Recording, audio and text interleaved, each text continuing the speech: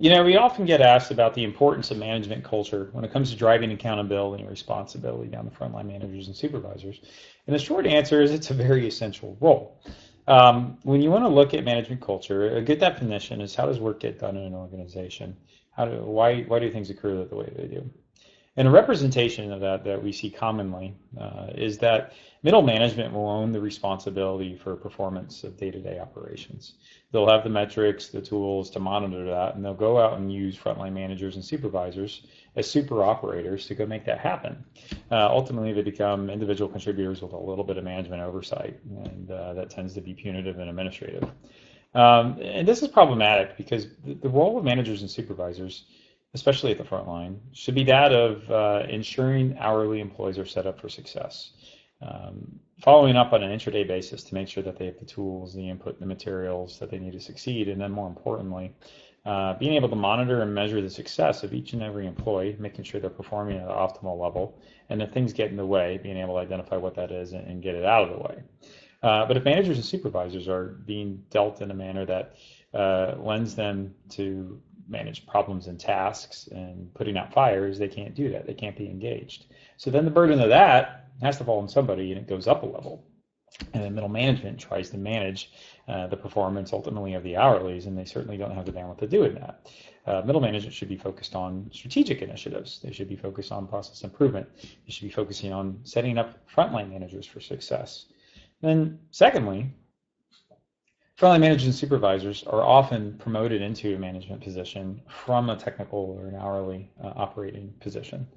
And they're normally promoted because they're a great employee. They've been with the company for a long time. They have lots of process knowledge. But that doesn't necessarily mean that they have the skills, not the capability, mind you. They probably have the capability. They just haven't been given the skills and wherewithal to be a great manager. And when things do come up, they react. They go out and solve the problem because that's what put them in the management position in the first place. And they've been rewarded for it. So when you couple these two things together, one, that you already have a propensity for reactionary management at the front line based on who they are, and then with the fact that middle management often uses them in the wrong manner, you create a lot of waste in the system. You don't capture the true productivity of the organization at the hourly level, and you're missing out on a lot of improvements that could be had.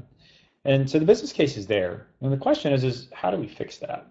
And that's the challenging piece. And one of the most essential parts of that is getting middle management to actually relinquish control of performance on a day-to-day basis, getting them to understand what their role is and then push the responsibility for that and entrust frontline managers and supervisors to manage that performance and go out and hold their hourly employees, the folks who are actually getting the work done, responsible for doing the work and doing it at a level that meets the expectations of the organization. And when you do that, you get frontline managers into a proactive management style. A lot of the problems that come up that they were putting out and reacting to in the first place are caught before they happen because they're engaged and they can deal with those before they turn into mountains or molehills. And then you free up capacity with middle management because now middle management's out of that day-to-day minutia and they're back focused on the strategic initiatives like process improvement or the other 10 things that they wanted to do, but they're so busy worried about this one action item that came up for a key customer, getting product out there, whatever the situation or industry.